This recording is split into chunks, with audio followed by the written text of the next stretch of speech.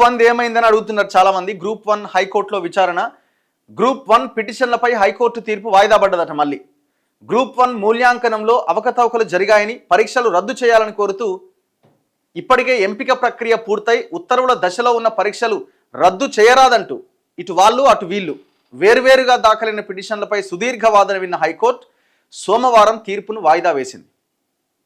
Group 1 వాల్యుయేషన్లో అవకతవకలు జరిగాయంటూ దాఖలైన పిటిషన్లపై justice Namavarapu Rajeswara Rao విచారణ చేపట్టారు. పిటిషన్ల తరపు సీనియర్ న్యాయవాదులు వాదన వినిపిస్తూ పరీక్షలు పారదర్శకంగా జరగలేదు అన్నారు. మూల్యాంకన విధానం ఏంటో టీజీపీఎస్సీ వెల్లడించలేదు. రీవాల్యుయేషన్కి అవకాశం లేదని కమిషన్ తెలిపింది.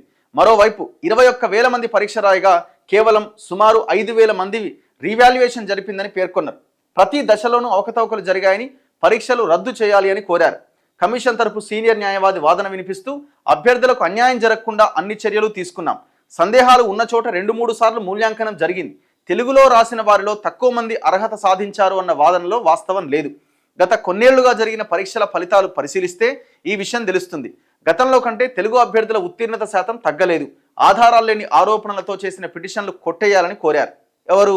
టీజీపీఎస్సీ వైపు నుంచి, ప్రభుత్వం వైపు నుంచి.